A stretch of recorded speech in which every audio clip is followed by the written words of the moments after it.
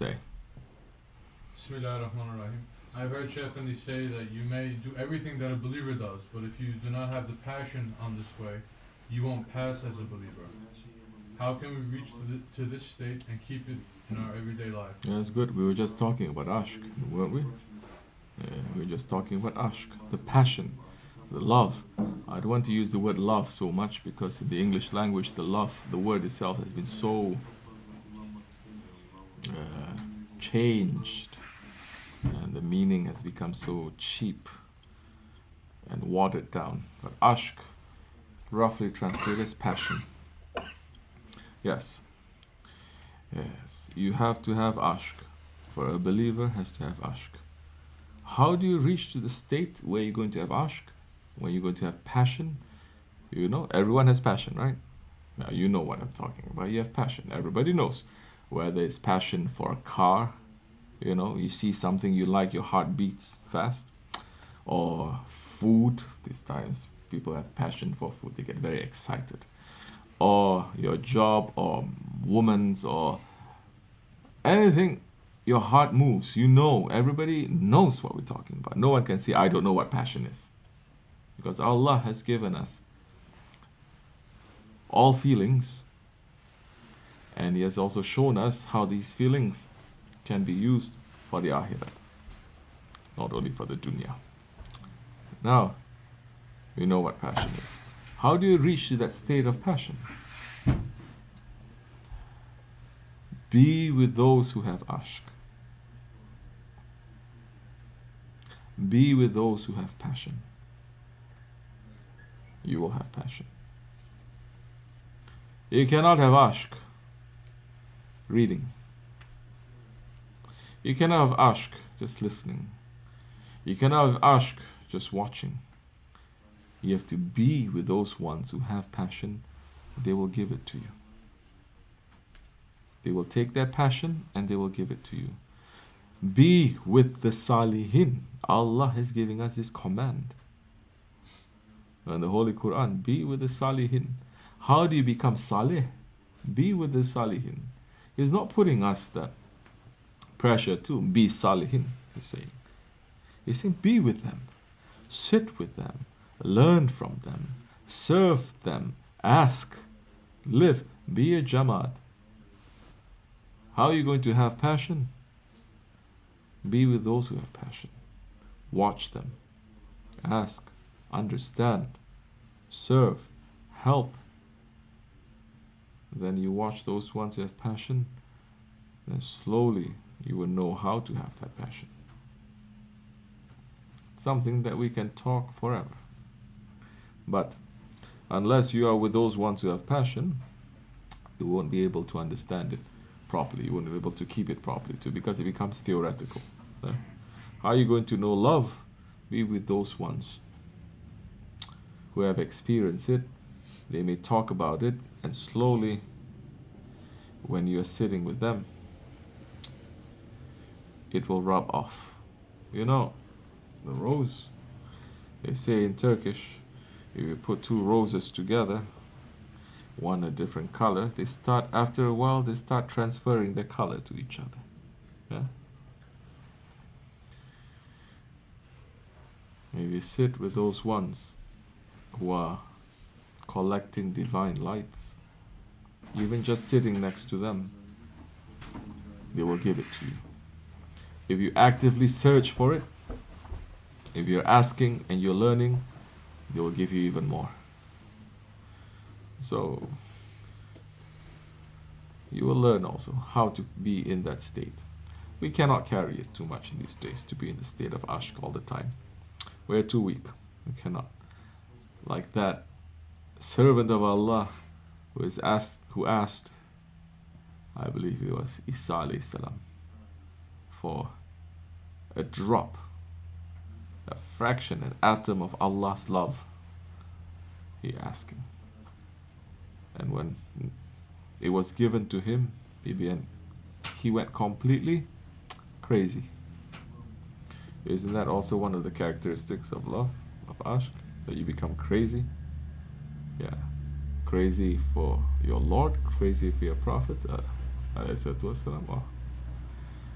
So keep the balance a little bit too. There is also something that people need to know. Once you get the ashq, then what? Then what? It's not an end in itself, right? Say, I love you, I love you, I love you. Okay, very nice, very good. And now what? Now you have to get married. Right? Otherwise, it's not going to be too good. Then what? You have to have children. You have to build a life together. You have to have a community. So it transfers and it transforms. It doesn't stay there. And if you have love, if you have ashq towards that one, your whole life, your whole existence is only to please that one. And you're going to watch yourself very carefully to say that you don't get that one to be upset with you or hurt by you or disappointed. People have a problem. People have a problem because they believe, yes, Allah can be happy with His servants. Yes. Allah can be angry at His servants. Yes. You say you have a problem with that? No. Okay, very good. Of course, Allah subhanahu wa ta'ala is the creator of all our emotions. We get hurt. Our heart gets broken. If that one that we love is not returning the love to us. Allah subhanahu wa ta'ala is the creator of love. And He creates us because of the love of the Prophet ﷺ. And if we don't return that love to our Lord, Allah subhanahu wa ta'ala, do you think His heart is not going to get broken? Something to think about. No. Allah doesn't have a heart. Really? MashaAllah. When Allah is happy with us, yes, He will smile. Yes, He will laugh. Not in the way that you understand smiling and laughing to be. But He is the creator of all these emotions. Showing His happiness at us, with us, is important for us now to build that relationship. May Allah make it easy for us. Assalamu alaikum. Ashq.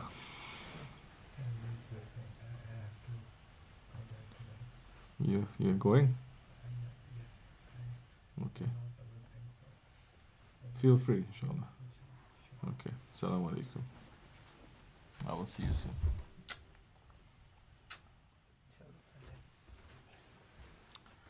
Assalamu alaikum.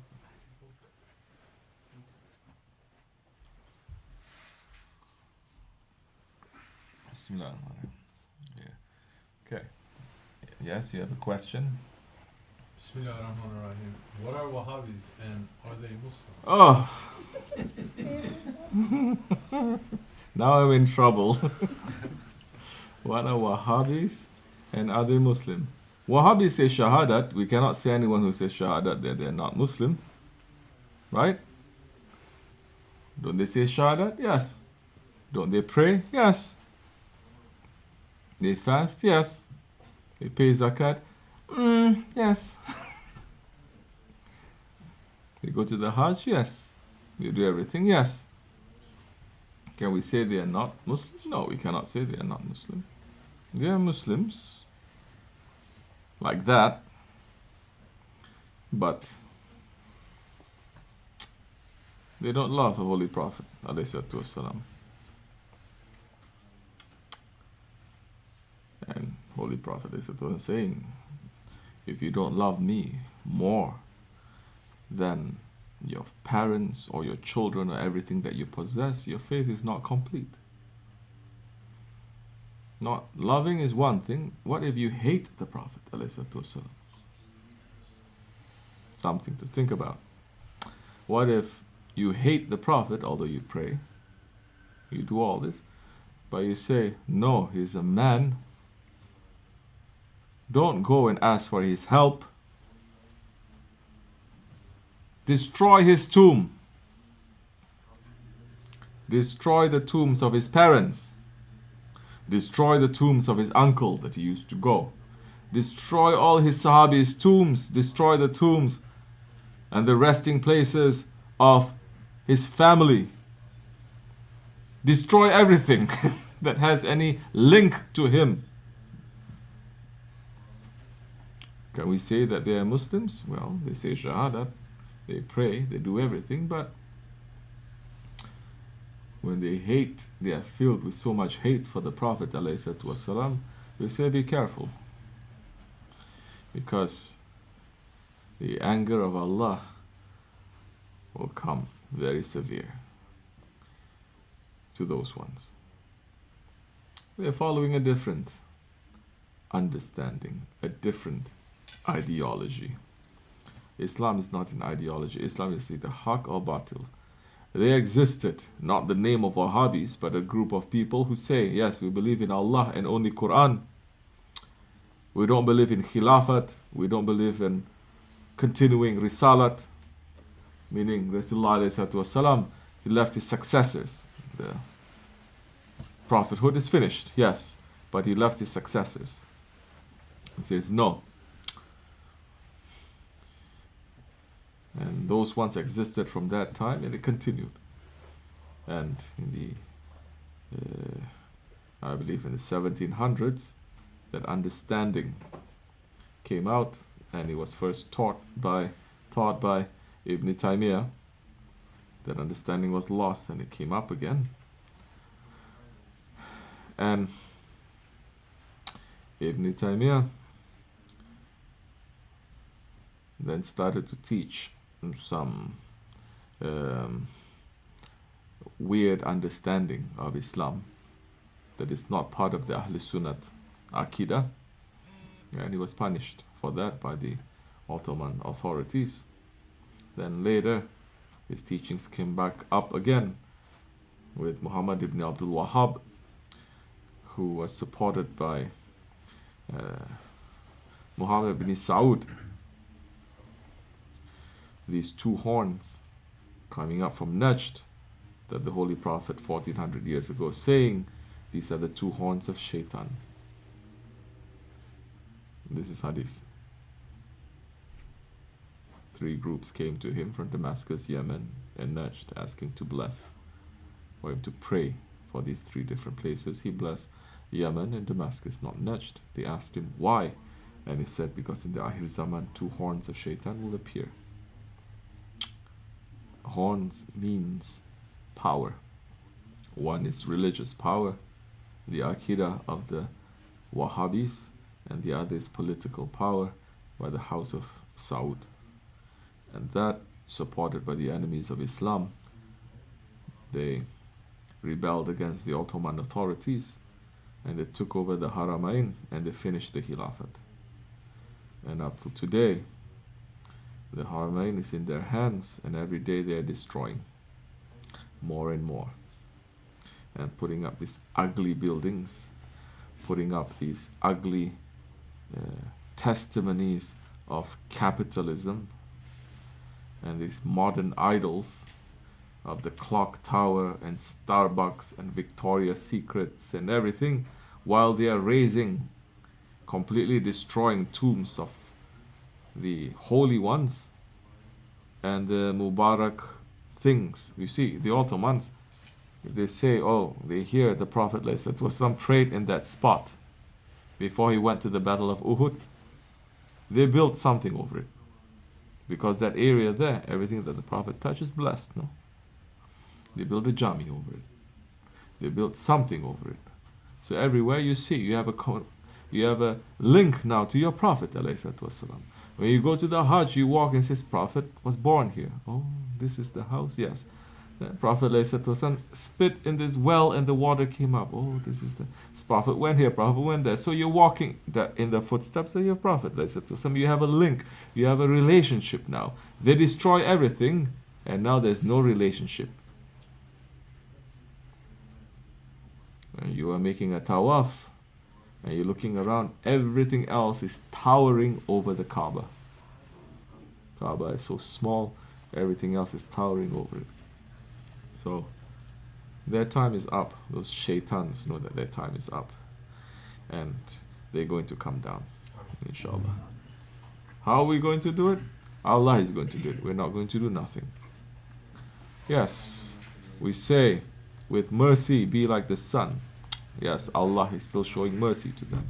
And we're still praying for this ummah, for everyone to wake up. But we don't now hug shaitans also. Haq is haq and batil is batil. Allah is saying, love what I love and leave whom I leave. And we leave those that leave Allah and His Prophet. We're not raising our hand or our voice or nothing to do nothing. But our hearts, we're not liking it. So, inshallah Rahman, in this Ahir Zaman, we will hold on tightly to welcome the appearances of the Sahibu Zaman to come to clean up this mess. Wa min Allah tawfiq al-Fatiha. Amen. Assalamu alaikum. Okay.